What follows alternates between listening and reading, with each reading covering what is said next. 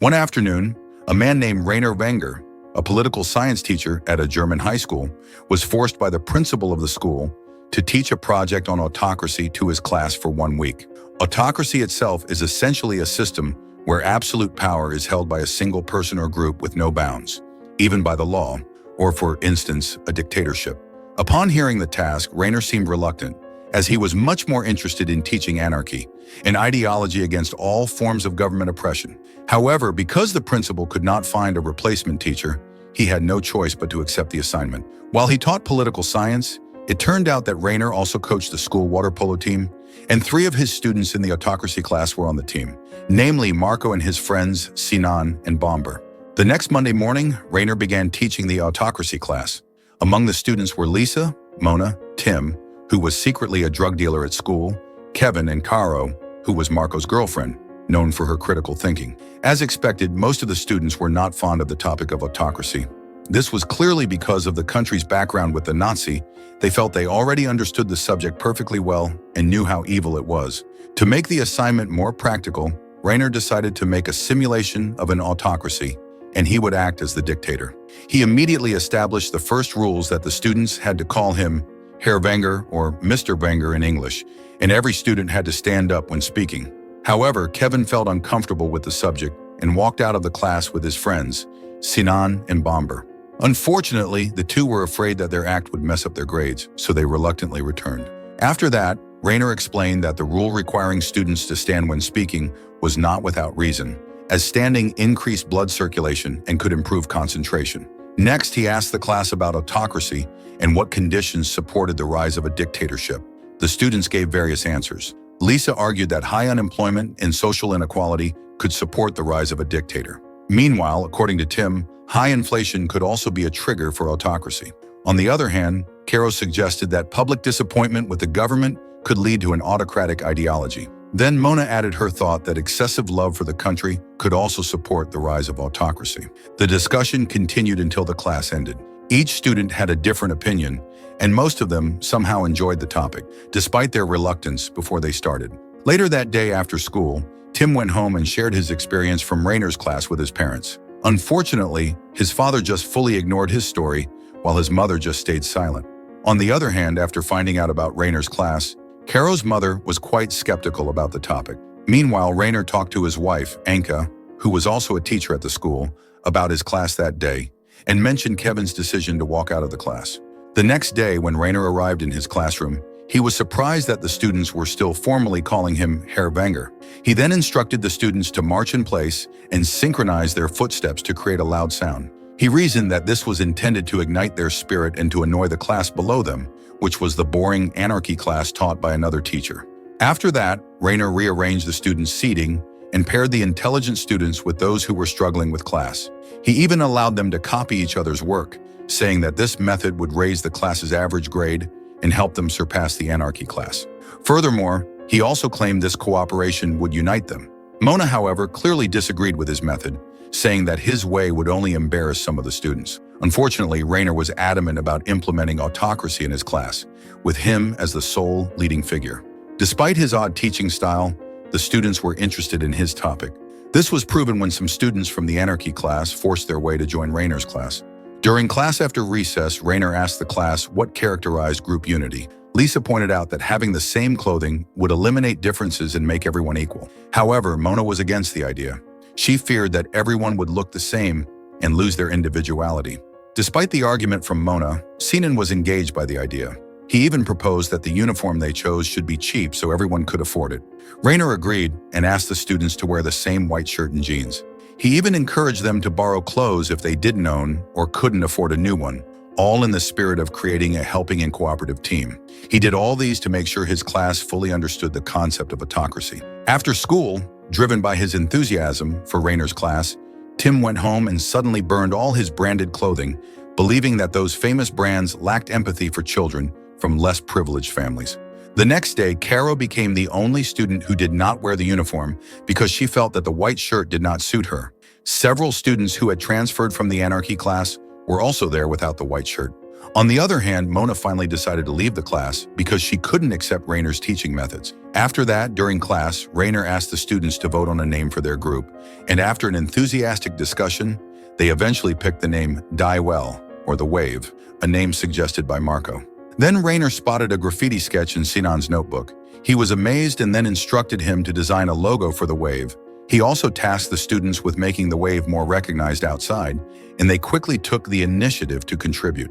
Some created social media accounts, a website, and even merchandise like pins and stickers. The students were also becoming noticeably more loyal to one another, and it was proven when Bomber and Sinan stood up for Tim when he was being harassed by another student. Ist ein Problem oder was? Schon okay. So, dann rufst du mich an, okay? Unfortunately, problems started showing up among the students. Because of their different opinions about the class, Marco and Caro had a big argument. Marco was too upset that he skipped his drama rehearsal, leading to his role being filled by another student. Meanwhile, the Wave's social media and website were finished. However, Tim secretly included a picture of a gun in the group's logo. Stickers and logos for the Wave began showing up everywhere, and things turned bad when the students' movement turned into a vandalism movement. While Rayner was completely unaware that his school project had become a bad influence on the students. Following this, Kevin eventually rejoined the Wave. On the other hand, Rayner's wife Anke started to feel uneasy about her husband, especially after seeing him and his students wearing the same uniform. At the same time, the other teachers at the school were also beginning to feel strange about him. Later that day, while the other male students were doing graffiti, Marco excused himself because Caro called him to meet her at her house. On the other hand, Tim bravely climbed a large building under construction to paint a giant Wave logo on it, while Kevin and his friends filmed it. However, the police soon arrived, forcing Kevin and his group to flee, while Tim managed to hide inside the building. Scheiße, Jungs, die Bullen!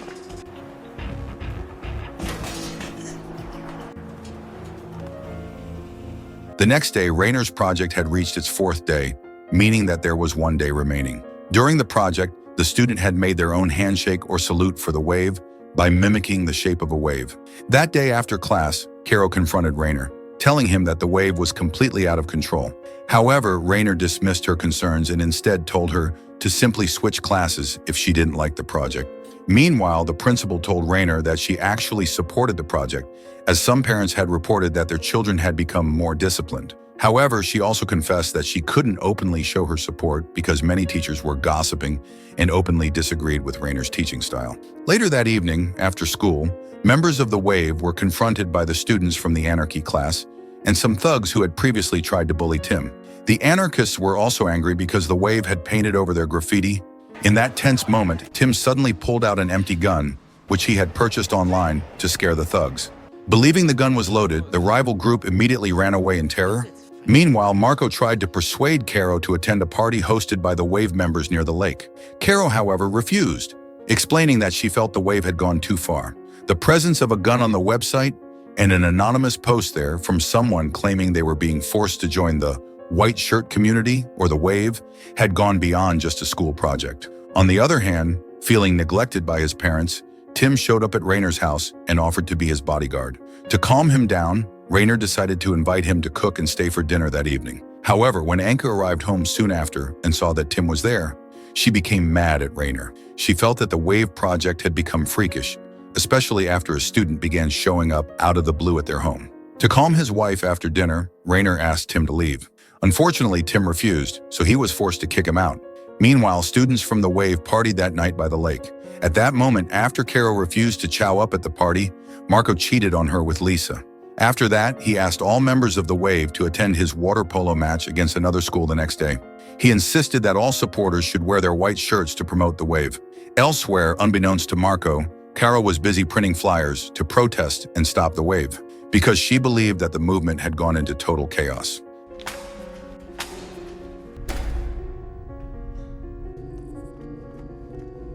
The next morning, on the final day of the Wave project, Rayner was shocked to see an article in the newspaper about the Wave's logo being painted on the construction site. After that, he also discovered that Tim had slept that night in his yard. He decided to drive Tim home, but on their way to Tim's house, his car was suddenly splattered with red paint by students from the anarchy class who sought vengeance after what Tim and his friends had done to them. Back at school, the Wave students had gathered all the protest flyers and planned to burn them. They immediately suspected that Kara was the one behind all these, and Marco decided he would confront her after the water polo match. Shortly after, when class finally began, Rainer was clearly mad. He demanded to know which student had dared to paint the Wave logo on the building. He kept calling the act dangerous and totally over the line. Then, as the project was supposed to end that day, Rainer instructed the students to write an essay about their experience learning about autocracy throughout the week. Long story short, the class was finally over that day. At that moment, Tim approached Rainer, intending to confess that he was the one who painted the graffiti. However, before he could say anything, Rainer refused to hear it, while saying that he would be reporting the matter to both the principal and the police. He made it clear that the behavior was vandalism that damaged public property. He also added that the students were supposed to be learning about unity from his class, not causing chaos. Later, when the water polo tournament began, the bus carrying the Wave supporters had the group's logo spray painted on it. On the other hand, Bomber was seen stopping anyone without a white shirt from entering the Wave supporters area. After being rejected for their seat, Caro and Mona snuck in through a back entrance and began throwing their protest flyers directly at members of the Wave and other spectators. Shortly after, the match started. During the match, Sinan got into a fight with an opposing team member and both nearly drowned. Thankfully, Rainer quickly intervened and separated them. On the other hand, things were no different in the crowd. Kevin caused a commotion by kicking a person who was blocking his view. This series of problems caused Marco's team to be disqualified from the tournament. Later that day, Anki was completely fed up with her husband. She argued that his project had turned the students into rebels who blindly followed his every command. Upon hearing this, Rainer became emotional. He confessed that he hadn't realized how far things had gone. To make matters worse, he accidentally brought up his wife's habit of taking sedatives every Monday before school. That clearly hurt her feelings, and she decided to leave the house, ignoring Rainer's attempts to apologize. Meanwhile, Marco and Caro were having an argument over her flyers that she had distributed during the game, which had led to his team being disqualified. Their argument became heated, and Marco became so emotional that he slapped Caro until blood came out of her lip. After the fight, Marco went straight to Rainer's house and confessed that he had hit Caro out of anger. He admitted that he still loved her, and he never wanted to hurt her, yet something inside him had changed, and he somehow did the one thing he didn't want to do. He then begged Rainer to immediately stop the Wave project, while explaining that it had accidentally made the students selfish, temperamental, and care about no one but their own group. Rainer, who was still troubled by his problem with Anke, eventually sent Marco away.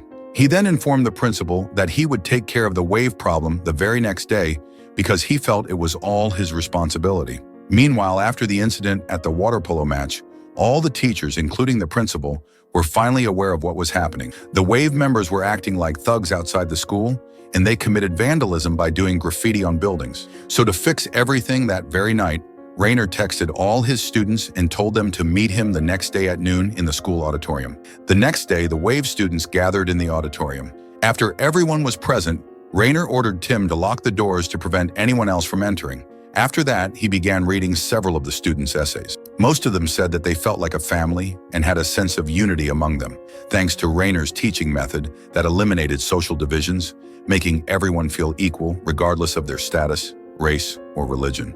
Rainer then began to ignite the spirits of his students. He stated that the country was deteriorating due to globalization and claimed that the government was forcing its people into labor just to survive. He then said that the government was nothing more than a puppet acting in the interests of big business. Therefore, the Wave had to fight this injustice to make the country a better nation. Everyone was completely fascinated by the speech, except for Marco, who finally stood up to challenge Rainer. He accused Rainer of manipulating their minds. In a shocking move, Rainer instead ordered the students to drag Marco onto the stage and even incited them to harm their friends. It was then that everything became clear. It turned out that Rainer was only testing the students. He realized that they had blindly followed his every word, treating him as a dictator, just like Adolf Hitler in the past. All that had happened was a clear irony. On Monday, nearly every student was against the idea of autocracy and believed that a dictator should never again thrive in Germany. But just a week into the project, everyone became blindly following a leader, nodding along even if they were asked to do something morally wrong. Without realizing it, they had become an elitist group that was arrogant enough to exclude and persecute anyone outside them. After saying all that, Rainer apologized and stated that the Wave had to be disbanded for the good of everyone. He explained that the students were only supposed to be learning about autocracy for a school project, yet they had gone too far. even creating a fascist movement that dangerously mirrored neo-Nazism. However, many students refused to accept the disbanding, especially Tim, who was deeply obsessed with the group. When Rainer declared that it was all over, Tim suddenly screamed in denial with a gun in his hands. This time, that gun was loaded, and in a terrifying moment, he shot Bomber, who tried to calm him down. Keiner geht nach Hause! Upon seeing the horror in front of them, the students fell silent. Tim then pointed the gun at Rainer and expressed his disappointment while revealing how much the Wave had meant to him. He felt abandoned by his parents, but the Wave had treated him like a family. He felt accepted when he was trusted to build a website and felt defended by his friends when the bullies tried to bother him. In a final and horrifying scene, overwhelmed by disappointment in Rainer and the realization that the police would surely arrest him after everything he had done, Tim suddenly turned the gun on himself and committed suicide in front of everyone. Long story short, Rainer was arrested by the police. He was charged with spreading fascist ideology to his students, which had led to the students' acts of vandalism. He also had to face responsibility for the severe injury that Bomber suffered and the tragic death of Tim.